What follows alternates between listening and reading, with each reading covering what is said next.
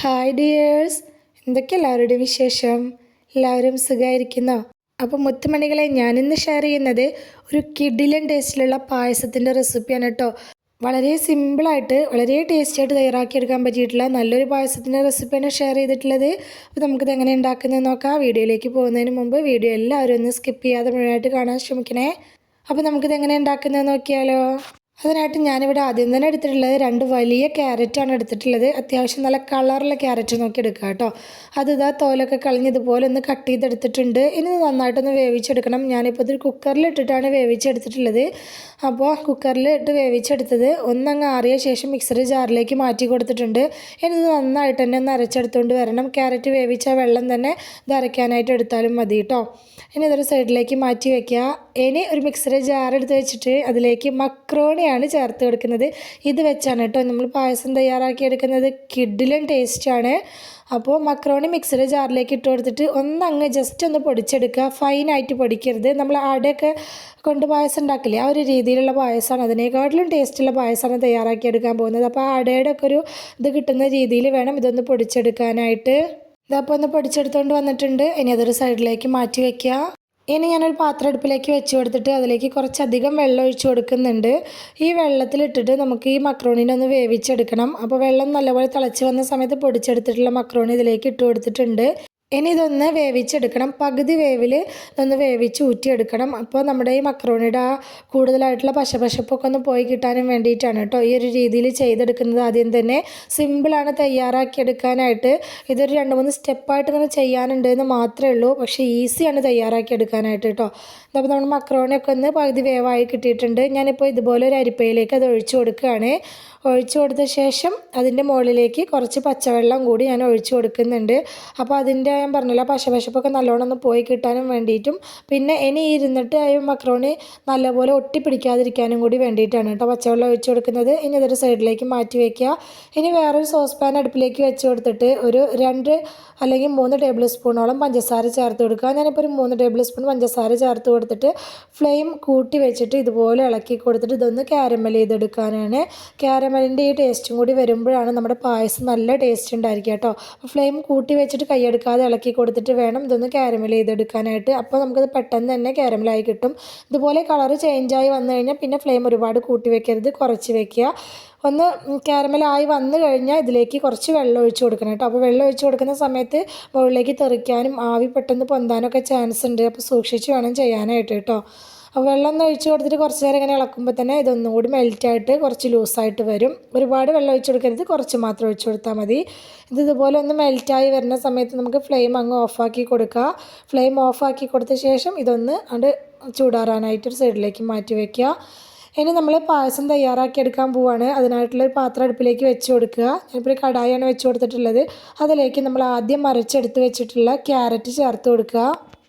Carrot ചേർത്ത് കൊടുത്തതിൻ്റെ കൂടെ തന്നെ നമ്മൾ കഴുകി വെള്ളം വാർത്ത് വെച്ചിട്ടുള്ള നമ്മുടെ മക്രോണി വേവിച്ചതും കൂടി ഇട്ട് കൊടുക്കുക. ഇനി ഇത് രണ്ടും കൂടെ നന്നായിട്ടൊന്ന് മിക്സാക്കി എടുക്കുക. അപ്പം നമ്മൾ മക്രോണി വേവിച്ച് ഒരുപാട് നേരം വെച്ചിട്ടുണ്ടെന്നുണ്ടെങ്കിൽ അത് ചിലപ്പോൾ ഇങ്ങനെ ഇരുന്ന് കട്ട പിടിച്ചിട്ടുണ്ടാവും കേട്ടോ. അപ്പോൾ അതൊക്കെ ഒന്ന് കട്ടയൊക്കെ ഒന്ന് ഉടച്ചിട്ട് ഇതുപോലെ നന്നായിട്ടൊന്ന് മിക്സാക്കി യോജിപ്പിച്ചെടുക്കുക. അതിനുശേഷം മാത്രം നമുക്കിതിലേക്ക് വേണ്ട കാര്യങ്ങളെല്ലാം ചേർത്ത് കൊടുക്കുക. ഞാനിപ്പോൾ ഏലക്കായും പഞ്ചസാരയും കൂടി പൊടിച്ച് വെച്ചത് ഒരു 3/4 ടീസ്പൂണോളം ചേർത്ത് കൊടുത്തിട്ടുണ്ട്. ഏലക്കായ പൊടി മാത്രമാണെങ്കിൽ ഒരു 1/4 ടീസ്പൂണോ 1/2 ടീസ്പൂണൊക്കെ ചേർത്ത് കൊടുത്താൽ മതിയാവും കേട്ടോ. എന്നിട്ട് വീണ്ടും നന്നായിട്ടൊന്ന് മിക്സാക്കി എടുത്തിട്ടുണ്ട്.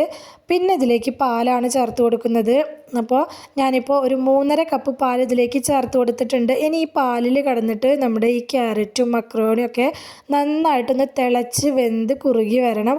അങ്ങനെ നല്ലപോലെ തിളച്ച് കുറുകി വരുമ്പോഴാണ് നമ്മുടെ പായസം നല്ല ടേസ്റ്റ് ഉണ്ടായിരിക്കുക കേട്ടോ. അപ്പോൾ ഇടയിൽ ഇതുപോലെ ഒന്ന് ഇളക്കി കൊടുക്കണം. അടിയിൽ പിടിക്കാനുള്ള ചാൻസ് ഉണ്ട്. അതുകൊണ്ട് ഇടയ്ക്കിടയ്ക്ക് ഒന്ന് ഇളക്കി കൊടുത്താൽ മാത്രം മതി. നല്ല പോലെ ഒന്ന് ഫ്ലെയിം കൂട്ടി വെച്ചിട്ട് തന്നെ ഇതുപോലെ ഇളക്കി എടുത്തിട്ട് നമുക്ക് ഈ പായസത്തിനെ ഒന്നങ്ങ് കുറുക്കിയെടുക്കണം. ഞാൻ പറഞ്ഞല്ലോ വളരെ കുറഞ്ഞ ഇൻഗ്രീഡിയൻസ് മതി വളരെ ടേസ്റ്റി ആയിട്ടുള്ള ഒരു അടിപൊളി പായസം തയ്യാറാക്കി എടുക്കാൻ പറ്റും കേട്ടോ. അപ്പോൾ അടപ്പായസമൊക്കെ മാറി നിൽക്കും ഇതിൻ്റെ ടേസ്റ്റിൻ്റെ മുന്നിൽ.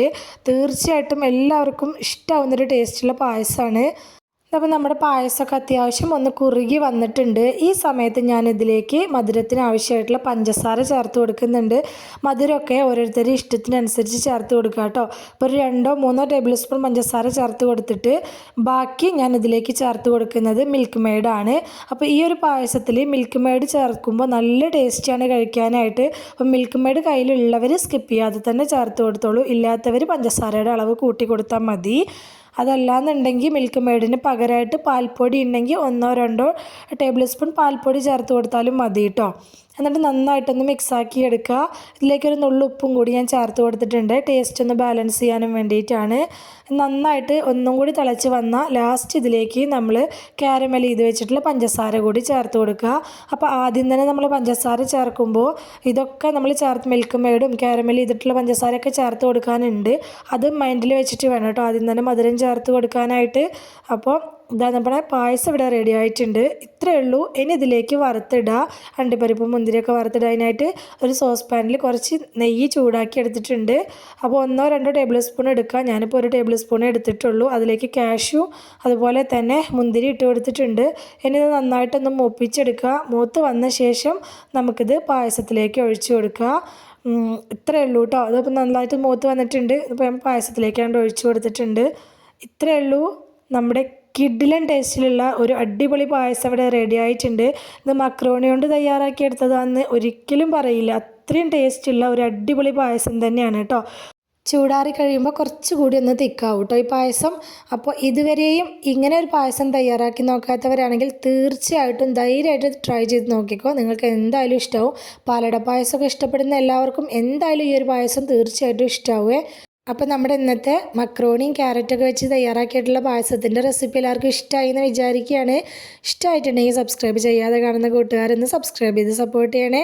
അതുപോലെ തന്നെ മറക്കാതെ ലൈക്ക് ചെയ്യണം, ഹൈപ്പ് ചെയ്യണം. നിങ്ങളുടെ അഭിപ്രായങ്ങളെല്ലാം കമൻറ്റായിട്ട് പറയണം. റെസിപ്പി ഇഷ്ടമായിട്ടുണ്ടെങ്കിൽ അത് നിങ്ങൾക്ക് ഉപകാരപ്പെട്ടു എന്ന് തോന്നുന്നുണ്ടെങ്കിൽ നിങ്ങളുടെ ഫ്രണ്ട്സിനോ ഫാമിലിക്കോ ഒക്കെ ഒന്ന് ഷെയർ ചെയ്ത് കൊടുക്കുക കൂടി വേണേ. ഇതുവരെ കൂടെ ഒന്ന് സപ്പോർട്ട് ചെയ്തിട്ടുള്ള എൻ്റെ എല്ലാ മുത്തുമണികൾക്കും ഒരുപാട് നന്ദി.